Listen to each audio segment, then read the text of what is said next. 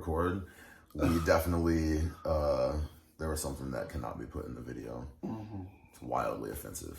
Welcome to another episode of Black Tea with Matt and Michael. I'm Matt. And I'm Michael. So, I don't know why I yelled at you guys. I don't know either. Like, they were right there. The volume's probably up. Probably got the little AirPods in. Here we are. We're at episode 5. And, that's... I got 5 on it. Got it. Did you think that we would make it? No. I have, like, a feeling that, like, we'd be okay. But I have definitely, I've definitely been surprised at the love that we've gotten. I had someone come up to me a couple weeks ago. I was like, "Hey, where is your friend?" I was like, he was like, your black friend." I'm like, which in and of itself is kind of it's questionable. He was like, "You're like pup friend." I'm like, he's like, "The one that you do the little show with on YouTube." And I was like, "Oh, yes, he's probably at work. I'm not his fucking keeper." So we're just gonna toast to that. It's not tea, it's coffee. And to keep up with the running theme, there is liquor in the coffee. It's coquito. Bomb-ass coquito. He made it. My coffee. It's great. I'll post the recipe. No, I won't. I'm lying. It's strong as shit. Today's topic is discussing Masc versus Femme. Copy. Or Masc versus Femme. Yes! You better snap. I think this one is fun. It's fun because I feel like for both of us, we both have been on either end of the equation. When I feel like we discussed it in the last episode when we met, he did not think that I was gay. He thought I was straight.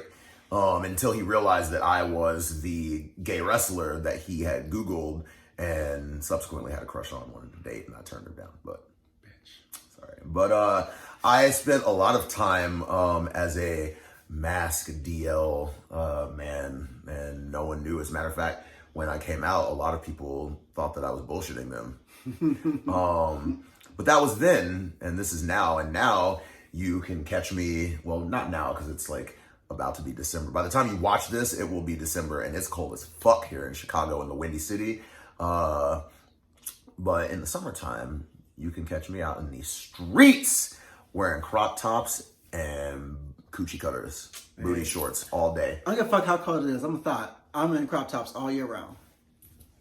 That was his dick right there also. That was not my dick. I definitely had an encounter with someone who met me. I had on a crop top and shorts, and he was like, "You give me like this vibe of like a total bottom, like a femme bottom who is in touch with their masculine side." And I had never heard that before. I didn't know what it was like to be viewed as femme, but in touch with my masculine side, because I've always felt that it was the opposite way. I always felt that I was masculine in touch with my feminine side. You know, I happened to come out, like way much like younger. I think I was like 15 when I like first came out as bisexual. And I use that in quotations because like I, in fact, was not bisexual, but there are bisexual men out there. Shout out to the bi guys. We love the B and LGBTQ. Yes, we do. I especially do. When I was in the suburbs, a lot of people were like, "Oh, you're gay? Really?" Like, I had no idea. But now when I come to the city, a lot of people are like, "Oh, girl, yeah, you're gay." What's funny with him is it definitely was kind of flip-flopped. Yeah. Because when I met him, I knew, like, I could tell. Like, we met at a club where we were go-go dancing, and there were straight men there, and then there was us gay boys, and, like, he was definitely one of the ones that I was like, well, he's definitely gay. And not to say that there's anything wrong with, being noticeably gay, because at the end of the day, we all like dick, so who cares? But now I know that it was a conversation recently where he told me, he was like, "Girl, you're out here, like, I see you." Like, when I was in the closet, I was very hesitant to do anything with someone who was femme. And I wouldn't want to hook up with them. I wouldn't want to be seen in public with them because I was just, they're going to know like how I'm going to be judged.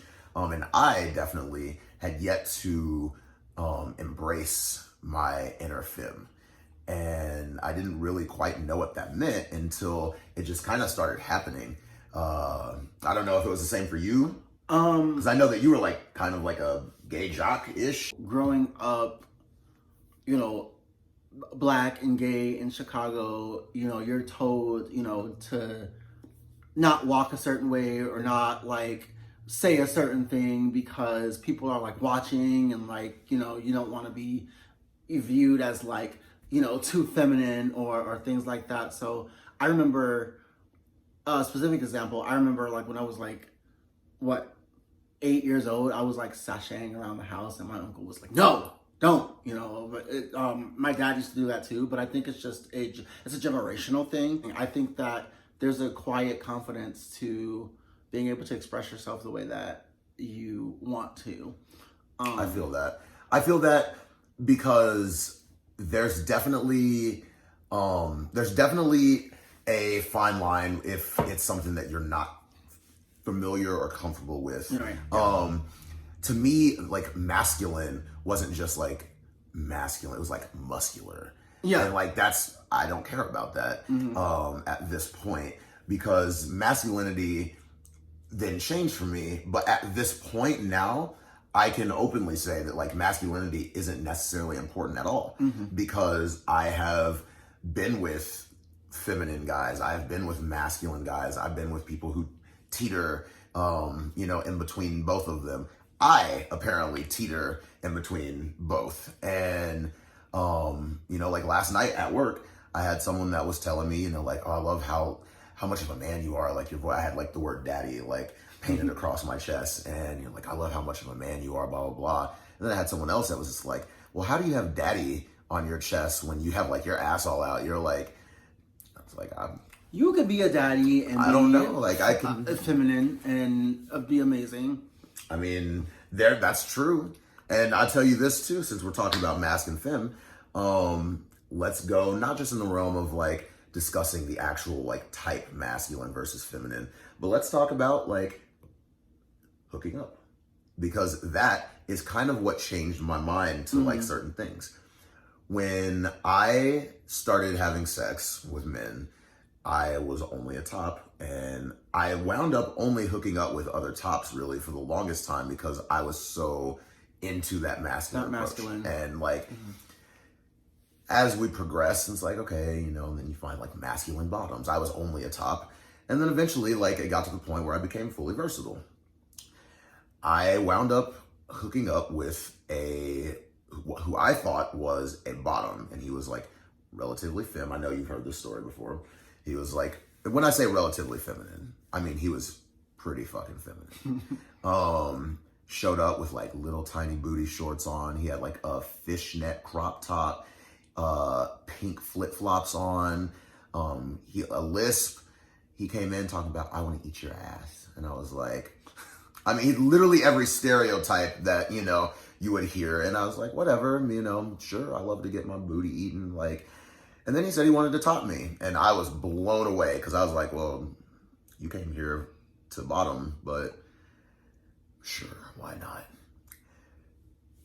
This femme boy had daddy dick, and he topped me so good. And after that, I was like, who cares about masculine versus feminine? Yeah. Because at the end of the day, like I said earlier, we all like dick. Like, we all just, I love gay men, and you can be masculine, you can be feminine. Ultimately, at the end of the day, for me, it's not about masc versus femme. It's what attracts me to you. Yeah. And there's been so many people, I know you can back me up on this, that just the way that they are, the way that they carry themselves is the most attractive part about them. And like I said, like he's way more masc in some regards now than I am, you know, like when we met. I think I'm just lazy. Not all the time. When we met, I was only a top, he was only a bottom. And then like at some point, like within our friendship, it like just flipped and we would like start talking, like telling stories.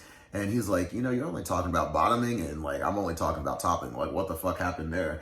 And, you know, but like, that's again, the beauties of being gay, the masc and femme and bottom and topping. Like, it's it's so interesting. It's so unique, and I'm just gonna say it like out. Like I love being gay. I'm so happy I'm gay. I'm so happy. You know, cheers to being gay.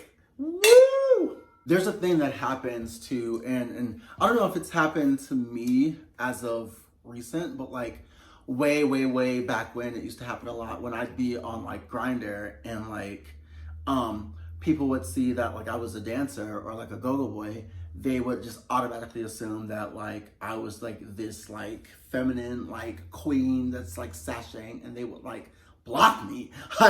like they would just be like, oh no, sorry, not interested. And it wasn't until I actually started putting on muscle and putting on weight that like I started getting the other type of attention, which was like Masc for Masc bros.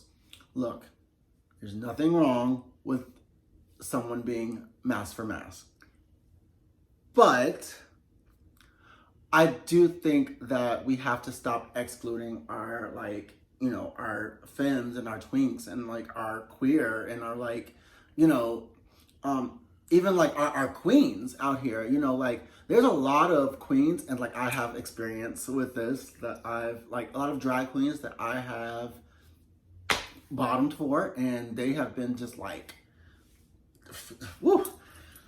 I know that we're not saying a name right now, but I know we're thinking of one in particular. Mm-hmm. You know who he is.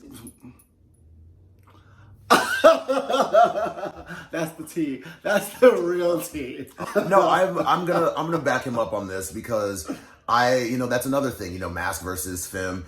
There's so many things that I had never encountered before that allowed me to not be ignorant, or not be as ignorant.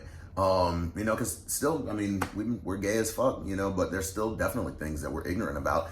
I can't speak on certain issues that I don't know about, you're ignorant about them, but I remember the first time that I, to my knowledge, hooked up with a drag queen here in Chicago.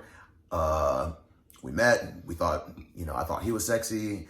He thought I was sexy. I had never met him before, whatever. He was like, oh, you should come hang out with me. He was like, come hang out with me at my job. And I was like, sure. He was like, I feel like once you come, though, you're not going to want to hang out with me afterwards. And I was like, are you a drug dealer?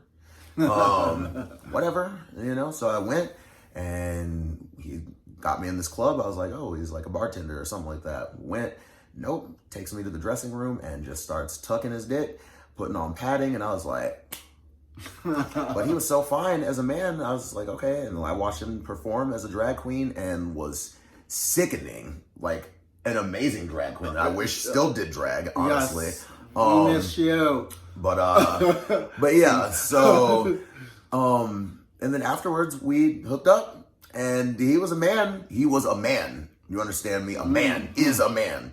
And I was like, huh? It's the same one. Yeah. Okay. And man, and let me tell you what, he might have been femme while he was with that padding and the wig and the makeup on and everything, but when the tape came off and the dick came untucked, I was not thinking about Masc versus femme. So massive.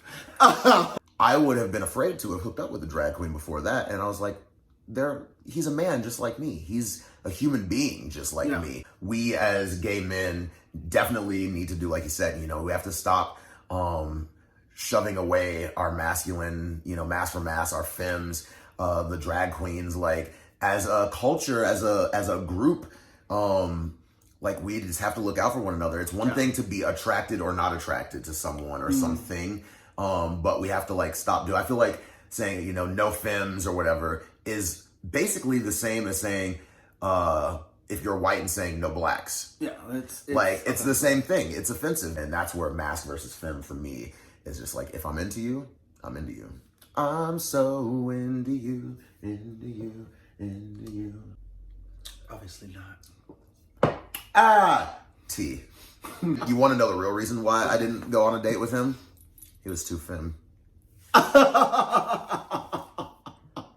So now it comes out. This has been another episode of Black Tea with Matt and Michael.